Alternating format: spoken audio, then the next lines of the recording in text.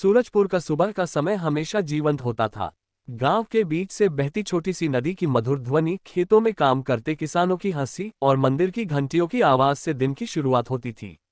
अर्जुन, एक तंदुरुस्त युवा किसान, अपने खेत में हल चला रहा था। उसकी माँ सरला घर में रोटियां बना रही थी और उसका छोटा भाई रवि स्कूल जाने की तैयारी कर रहा था।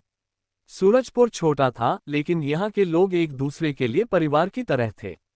अर्जुन, आज धूप कुछ ज्यादा ही तेज है, पानी पी ले, उसकी माँ ने दूर से पुकारा। हाँ माँ, बस ये खेत पूरा कर लूं, अर्जुन ने मुस्कुराते हुए जवाब दिया। उसका चेहरा पसीने से तर था, लेकिन उसकी आंखों में अपने काम के प्रति जोश था। अचानक हवा रुक गई। खेतों में चहचहाते पक्षी खामोश हो गए। अर्जुन ने आसमान की ओर देखा। सूरज, जो अभी तक चमक रहा था, धीरे धीरे बादलों से ढकने लगा। लेकिन ये बादल सामान्य नहीं थे। वे काले, घने और भयावह थे, जैसे कोई विशाल राक्षस आकाश को निगल रहा हो। ये क्या हो रहा है? अर्जुन ने हल छोड़कर आसमान को देखा।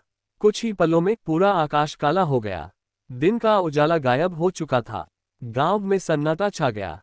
लोग अपने घरों से बाहर निकल आए, कुछ डरे हुए, कुछ हैरान।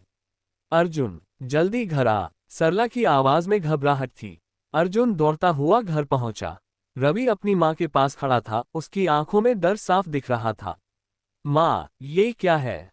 रात तो अभी होने में घंटों बाकी हैं।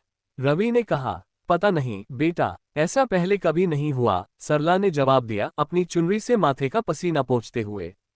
गांव के चौपाल पर लोग इकट्ठा होने लगे। बुजुर्ग रामदास, जो गांव के वैद्य और कहानीकार थे, भी वहां पहुंचे। उनकी सफेद दाढ़ी और गहरी आंखें गांव वालों को हमेशा भरोसा देती थीं।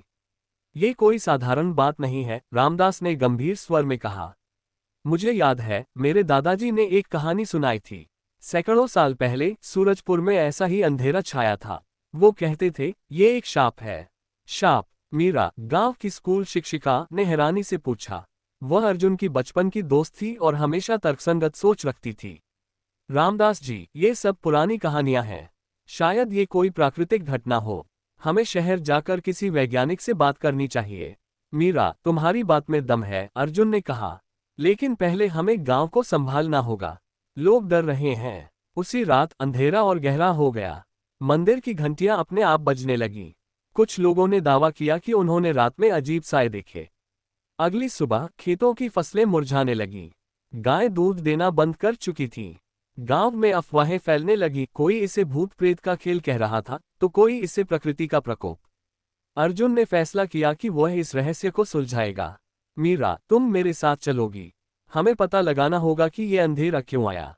मीरा ने हामी भरी। ठीक है अर्जुन, लेकिन हमें रामदास जी को भी साथ लेना चाहिए। उनकी कहानियां शायद हमें कोई सुराग दें।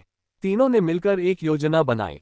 वे अगले दिन शहर जाएंगे, जहां एक खगोलशास्त्री रहता था, जो शायद इस अंधेरे का वैज्ञानिक कारण बता सके। लेकिन अर्जुन के मन में एक अजीब सा डर था।